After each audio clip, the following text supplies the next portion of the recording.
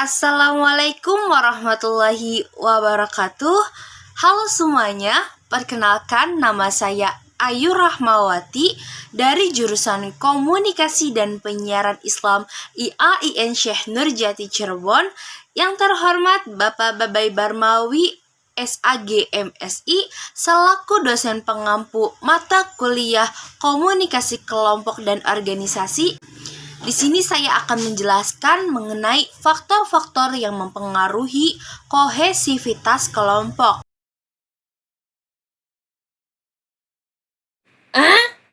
Nah, kohesivitas kelompok mengacu kepada sejauh mana anggota kelompok tertarik antara satu sama lain dan merasa menjadi bagian dari anggota tersebut. Nah, faktor-faktor kohesivitas kelompok ini ada dua. Yang pertama itu faktor yang meningkatkan kohesivitas kelompok dan faktor yang menurunkan kohesivitas kelompok. Faktor-faktor yang meningkatkan kohesivitas kelompok. Pertama ada kesamaan nilai dan tujuan. Kohesivitas kelompok akan terjadi apabila anggota kelompok memiliki sikap, nilai, dan tujuan yang sama. Yang kedua ada status kelompok. Kelompok yang memiliki status yang tinggi akan lebih menarik bagi anggotanya. Yang ketiga ada daya tarik pribadi. Kohesivitas akan meningkat jika terdapat daya tarik para anggota, yaitu adanya kepercayaan timbal balik dan saling memberi dukungan.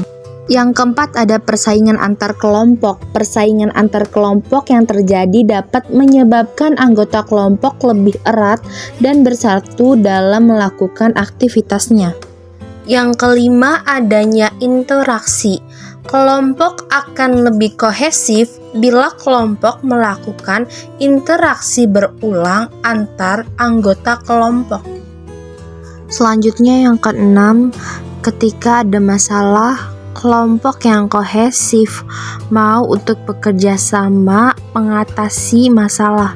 Contohnya ketika ada salah satu anggota dihadapkan dengan masalah, anggota lain akan membantu mencarikan solusi atau jalan keluar untuk mengatasi masalah tersebut. Nah, jadi kita semakin tahu kan apa faktor-faktor yang meningkatkan kohesivitas kelompok. Faktor-faktor yang menurunkan kohesivitas kelompok.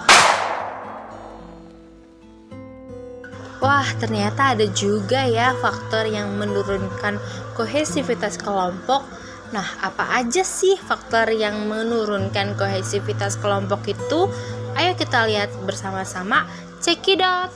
Faktor yang pertama adalah ketidaksamaan tentang tujuan. Ketidaksamaan pandangan tentang tujuan dari para anggota kelompok dapat menimbulkan adanya konflik. Bila konflik yang terjadi tidak dapat dikendalikan, dapat menyebabkan adanya penurunan tingkat kohesivitas kelompok. Faktor yang kedua adalah besarnya anggota kelompok. Sejalan dengan bertambah besarnya kelompok, maka frekuensi interaksi di antara anggota kelompok akan menurun. Dengan demikian dapat menurunkan tingkat kohesivitas kelompok. Yang ketiga ada pengalaman yang tidak menyenangkan dengan kelompok. Nah, ketika anggota kelompok tidak menarik antara satu sama lainnya atau kurang kepercayaan di antara mereka atau adanya pengalaman yang tidak menyenangkan, dapat menurunkan adanya tingkat kohesivitas kelompok. Dan yang terakhir ada faktor dominasi. Jika satu atau lebih anggota kelompok mendominasi kelompok atau karena sifat kepribadiannya tertentu yang cenderung tidak senang berinteraksi dengan anggota kelompok, maka kepaduan atau kohesivitas tidak akan berkembang. Nah, perilaku seperti itu akan menimbulkan terjadinya klik-klik dalam kelompok yang dapat menurunkan tingkat kohesivitas kelompok. Wah, ternyata banyak juga nih faktor yang menurunkan kohesivitas kelompok. Nah, begitu penjelasan mengenai kohesivitas dan faktor-faktor yang mempengaruhi kohesivitas kelompok.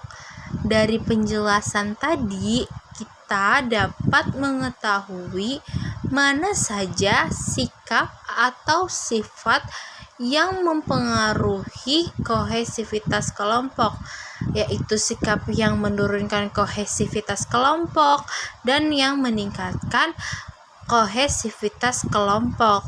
Nah, di sini kita harus senantiasa meningkatkan selalu kohesivitas kelompok yang ada di dalam kelompok kita.